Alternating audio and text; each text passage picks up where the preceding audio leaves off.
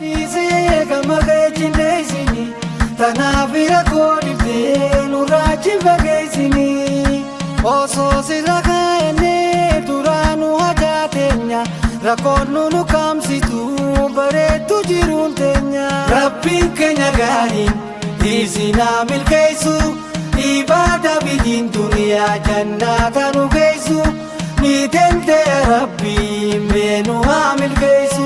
Haakimni koosumaa yaa Rabbi ogeessini anaan mala koodhiisee gama keechineesini tanaafira koodhiftee nurraachi fageessini. Rabbiin uume shakkuu ittiin deebinuu lamu takkutee boleeyya koome nu baaraaramu. Allahu Allahu Rabbi yaa hayyuu ni gartaa ni beeyta yaada namayyuu. Murada buti muslimaaf namuu haa fayyuu.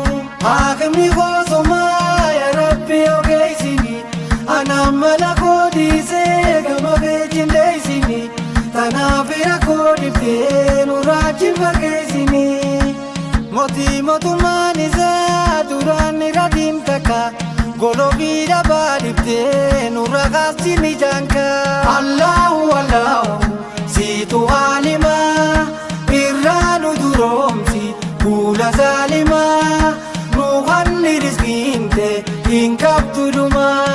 Haakimni koosumaa yaa Rabbi ogeessini anaan mala koodhiisee gama keechineesini tanaafira koodhiftee nurraachi fageessini. Dureessi sirraan jiru yaa mootii dachiisani si mootii kunaan nyaannee dureessi salaalami. Rabbiin keenya gaariin hannaanul mannaanu nuuf kannani beeka waan nuti feenu nummaan qulqullooyne ibadaa goonu. Haakimni koosumaa yaa Rabbi ogeessini anaan mala koodhiisee gama keechineesini tanaafira koodhiftee nurraachi fageessini.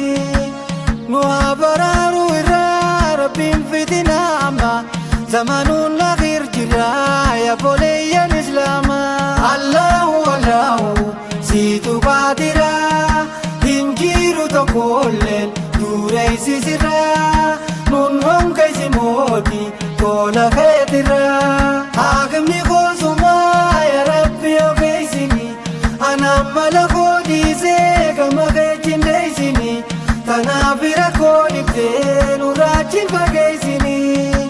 Osoo sirra kaa'ennee duraanuu hajaa teenya rakkoon nu kaamsitu bareetu jiruun teenya. Faataana nu baasi atuma yaa Rabbi si maaleen jiru arjaan nu sataru aybii yaa faalulli maayuun yaa aalimul